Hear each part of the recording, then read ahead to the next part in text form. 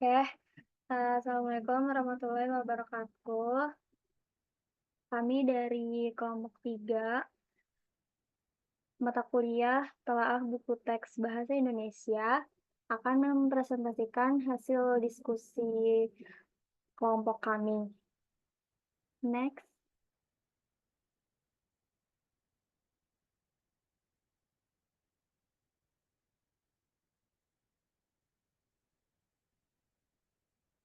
Sebelumnya, izinkan kami memperkenalkan diri.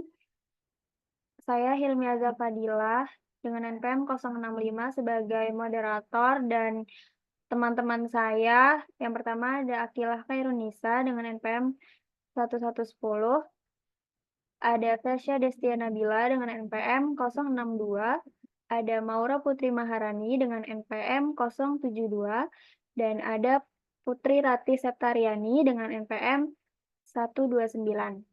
Next.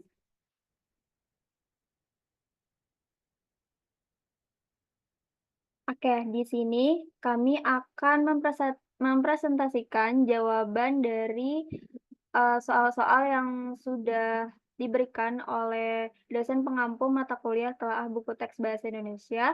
Soal yang pertama itu adalah buku teks bahasa Indonesia memiliki fungsi sebagai bahan ajar utama dalam pembelajaran. Namun, di era digital, banyak siswa lebih suka mencari informasi lewat internet dibandingkan membaca buku teks. Analisislah kelebihan dan kekurangan penggunaan buku teks dibandingkan dengan sumber belajar digital dalam konteks pembelajaran bahasa Indonesia. Yang kedua, seorang guru menggunakan buku teks bahasa Indonesia sebagai satu-satunya sumber belajar tanpa melibatkan referensi lain seperti artikel, jurnal, atau media digital. Apakah langkah guru tersebut sudah tepat? Lalu berikan penilaian kritis dengan mengaitkan fungsi utama buku teks dalam KBM Bahasa Indonesia. Lalu soal nomor 3, pemerintah melalui program penguatan pendidikan karakter atau PPK menetapkan 5 nilai utama. Yang pertama ada nilai religius, yang kedua ada nilai nasionalis, ketiga nilai mandiri, dan nilai gotong royong, dan nilai integritas. Menurut pendapatmu, apakah kelima nilai tersebut sudah cukup untuk membentuk generasi unggul di era digital? Berikan argumentasi berikut dengan contoh nyatanya.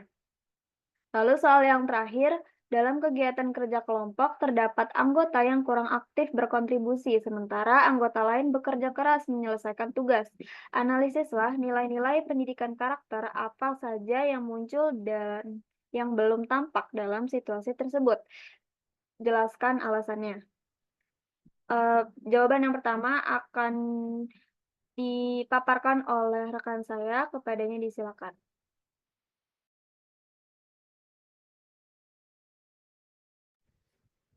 Baik, selanjutnya hasil diskusi soal nomor 1, yaitu ada kelebihan dan kekurangan buku teks dan kelebihan dan kekurangan sumber belajar digital. Kelebihan buku teks yaitu ada struktur yang jelas dan sistematis yang disusun berdasarkan standar kompetensi atau SK, terus ada kompetensi dasar, dan tujuan pembelajaran dalam kurikulum atau kurikulum 2013 atau kurikulum Merdeka. Nah, pedoman pembelajaran yang berfungsi sebagai pedoman bagi guru dalam menyusun RPP atau modul ajar dan strategi pembelajaran, serta panduan belajar siswa dengan urutan yang jelas. Contoh teks yaitu latihan soal dan tugas atau fungsi instruksional. Selanjutnya ada materi kontekstual yang menghubungkan kompetensi berbahasa, yaitu ada menyimak, berbicara, membaca, dan menulis dengan kehidupan nyata sehingga relevan dengan kebutuhan siswa. Selanjutnya, sumber belajar praktis yang memudahkan proses kegiatan belajar mengajar karena menjadi rujukan seragam yang memungkinkan pembelajaran mandiri oleh siswa. Selanjutnya ada instrumen penilaian yang menyediakan tugas latihan, ulangan, dan proyek untuk menilai pencapaian siswa yang mendukung fungsi evaluasi. Lalu ada kekurangan buku teks, yaitu keterbatasan aktualitas atau seringkali tidak diperbarui secara real time sehingga informasi atau contoh teks mungkin kurang relevan dengan perkembangan terkini, seperti isu sosial atau teknologi baru. Lalu selanjutnya kurang interaktif karena bersifat statis dan tidak menawarkan interaktivitas seperti media digital, yaitu contohnya video, animasi, atau simulasi interaktif.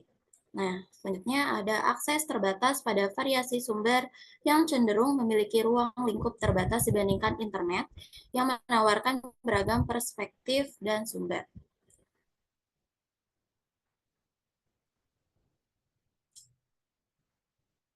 Maaf. Selanjutnya ada kelebihan sumber belajar digital.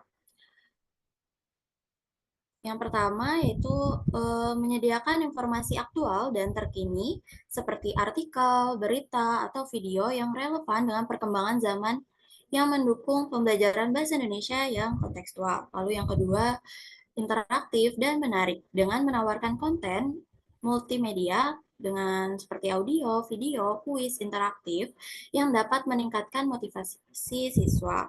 Selanjutnya, sumber digital dapat diakses kapan saja dan di mana saja, yang mendukung pembelajaran mandiri di luar kelas. Lalu yang terakhir, internet menyediakan berbagai jenis teks seperti artikel, blog, podcast yang memperkaya wawasan siswa. Lalu lanjut, terdapat kekurangan sumber belajar digital, yaitu kurangnya struktur kurikuler karena sumber digital tidak selalu disusun berdasarkan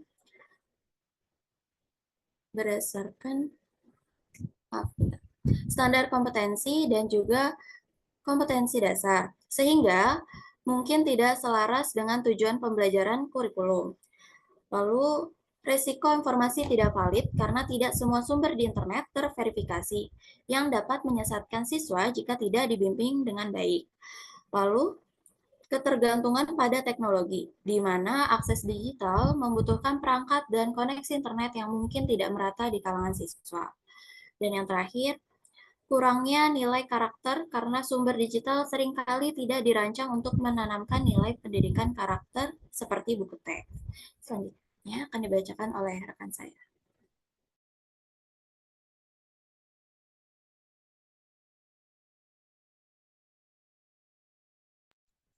Boleh, tolong next. Baik. Hasil diskusi soal nomor 2, menurut kami, pemanfaatan buku teks bahasa Indonesia sebagai satu-satunya sumber belajar belum sepenuhnya tepat.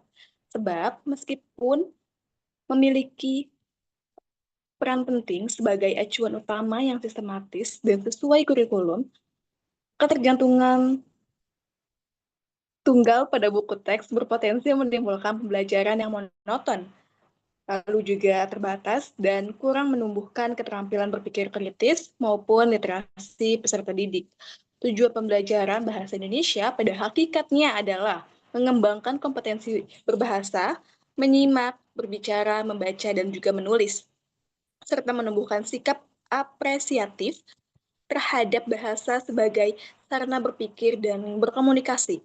Oleh karena itu, buku teks semestinya berfungsi sebagai landasan yang diperkaya dengan sumber lain seperti artikel, jurnal, karya sastra, dan media digital, sehingga proses pembelajaran menjadi lebih kontekstual, interaktif, serta relevan dengan kebutuhan peserta didik dan perkembangan zaman.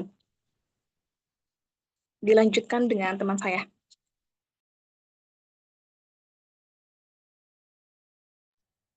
Baik, berikutnya adalah hasil diskusi soal nomor 3, yaitu mengenai 5 nilai utama yang menurut kami itu nilai 5 nilai utama itu sudah sudah cukup sebagai fondasi untuk membentuk generasi unggul di era digital. Namun, efektivitasnya sangat bergantung pada sejauh mana nilai-nilai itu benar-benar diinternalisasi dan dipraktikkan dalam kehidupan sehari-hari, bukan hanya menjadi slogan atau hafalan. Nah, di era digital ini, generasi muda menghadapi tantangan besar seperti banjir informasi, ancaman hoaks, degradasi moral karena konten bebas, serta persaingan global yang ketat.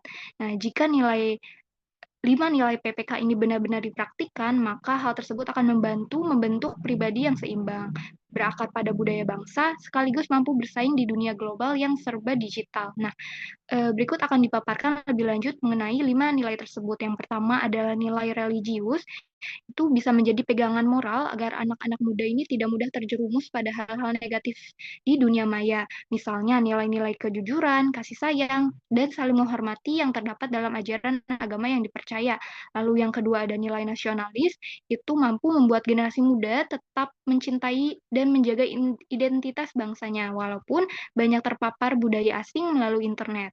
Mengadakan upacara bendera dan hari peringatan nasional juga seperti Hari Kemerdekaan, Hari Pahlawan, Hari Sumpah Pemuda juga dapat menumbuhkan rasa bangga dan cinta generasi muda terhadap negara. Lalu yang ketiga ada nilai mandiri, yaitu melatih mereka atau anak muda agar tidak hanya bergantung pada orang lain, tetapi mampu memanfaatkan teknologi untuk mengembangkan diri, serta mendorong siswa untuk membuat keputusan sendiri dalam situasi tertentu. Lalu yang keempat ada nilai gotong royong, dapat memperkuat rasa kepedulian bersama, seperti membersihkan lingkungan atau membantu masyarakat yang membutuhkan. Lalu yang kelima, yaitu nilai integritas itu sangat penting untuk generasi muda agar selalu bertanggung jawab, jujur, dan bertindak sesuai prinsip. Terlepas dari situasi atau dorongan pribadi, adanya nilai tersebut itu menunjukkan kesatuan utuh antara perkataan, pikiran, dan perbuatan sehingga memiliki kejujuran, kewibawaan, dan konsistensi dalam bertindak sesuai dengan nilai-nilai yang dianut. Untuk soal berikutnya akan dipaparkan oleh rekan saya.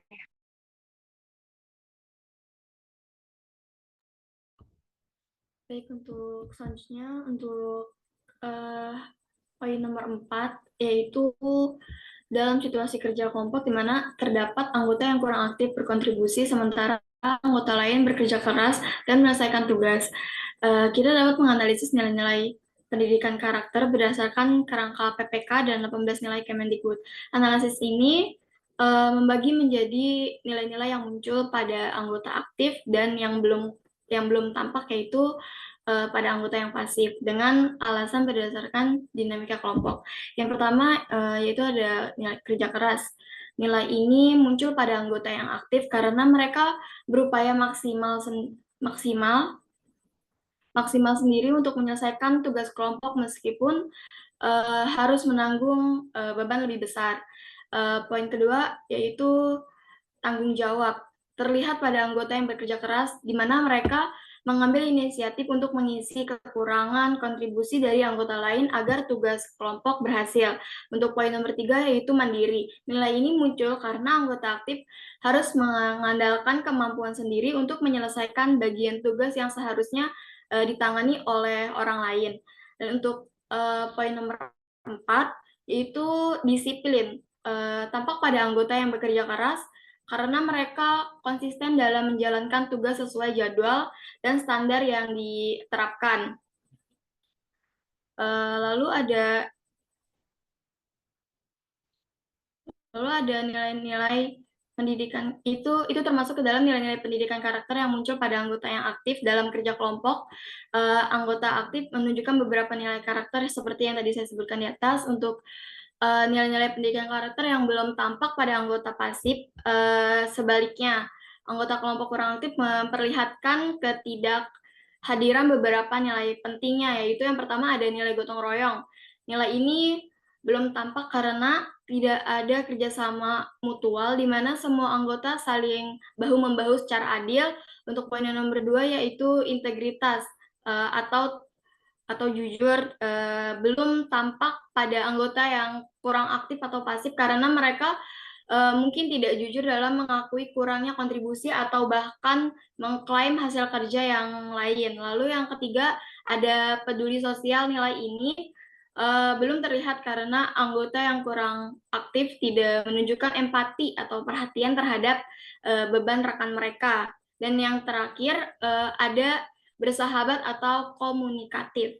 Belum tampak secara optimal karena kemungkinan kurangnya komunikasi terbuka tentang masalah ketidakaktifan yang bisa menyebabkan asumsi negatif antar anggota. Saya kembalikan ke moderator.